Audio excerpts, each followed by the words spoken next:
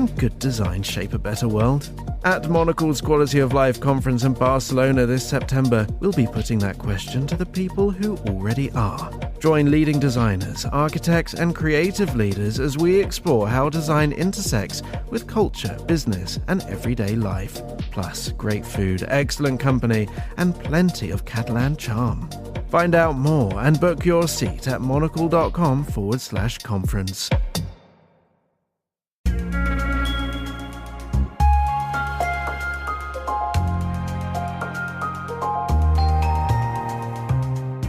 This is Monocle on Design Extra. It's a short show to accompany our weekly programme where we discuss everything from architecture and craft to furniture and graphic design. I'm Maylie Evans. The spoon, a utensil that many of us use every day, perhaps to scoop, stir, mash or skim, but without much thought of the myriad styles, shapes and meanings that can all be held within the bowl of this simple form.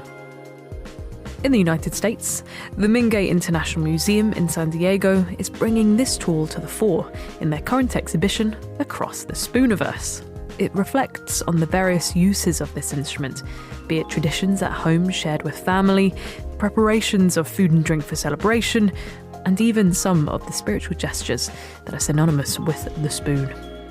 With more, let's hear now from the Director of Exhibitions and Chief Curator at the Mingei International Museum. Here's Emily Hanna.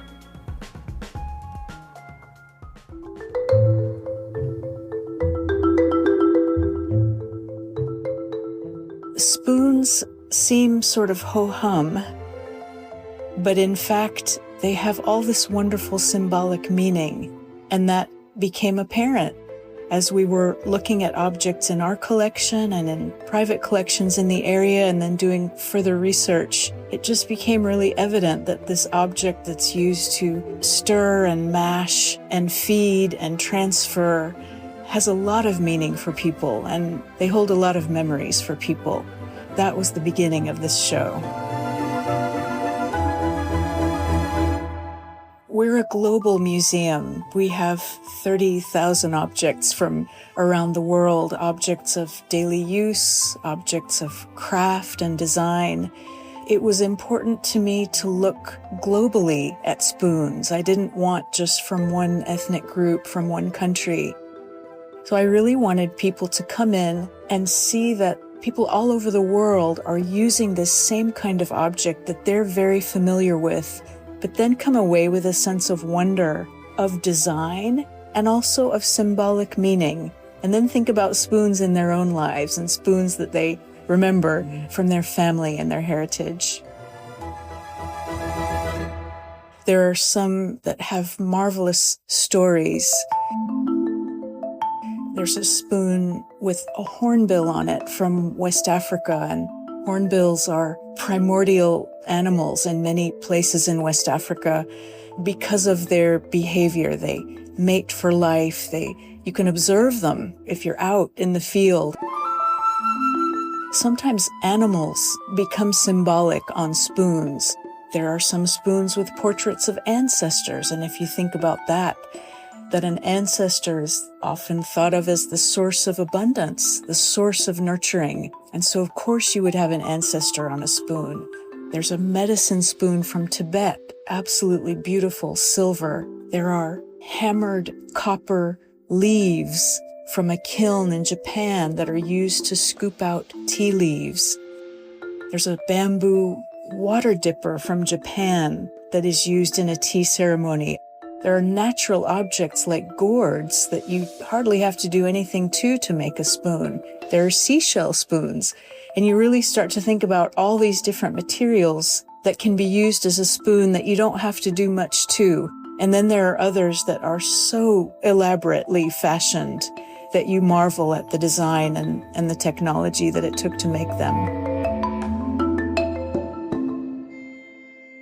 If you look at the most basic kind of spoon from nature, it's a folded leaf. It's a piece of a coconut shell that has a curve to it. It's fun to think about the ways that you can make a spoon out of anything, out of nothing.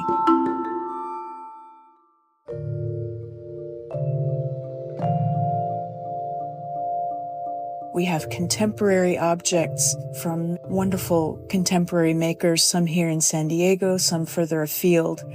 Erica Moody is a contemporary artist living in Maine, and she has created these exquisite, jewel-like spoons that you would be happy wearing as pendants. They are absolutely beautiful. There's a particular series called Waterline that we borrowed from her, and they are just exquisite. Adam Manley, who teaches at San Diego State, he makes things from wood, furniture, and sculpture. And he created a group of hand-carved wooden measuring spoons called Measured. And you look at them, and the first thing that comes to mind is, how did he do this? Is the volume accurate? But then you notice that they have a mechanism to bolt them to the wall. They're ironic measuring spoons. They're not real. He's full of play in that way.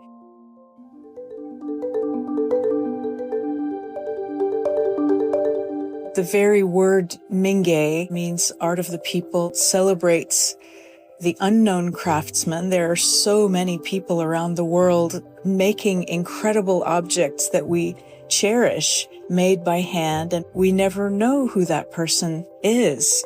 We often don't know in contemporary design who has designed an object that is mass-produced, that we also cherish. There are many unknown makers, and that is something that we celebrate at this museum. And when you walk into this show, what I'm struck by when I look at these incredible sculptural objects is the design brilliance, absolute brilliance. These objects would stand up against anything, anywhere.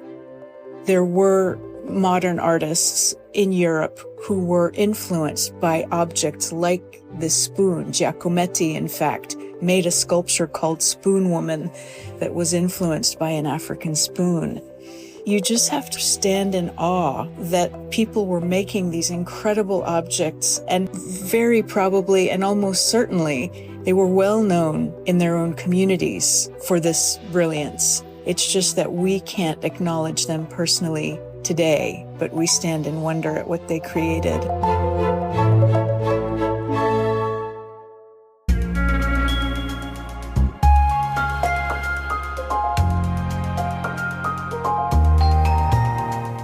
Emily Hanna.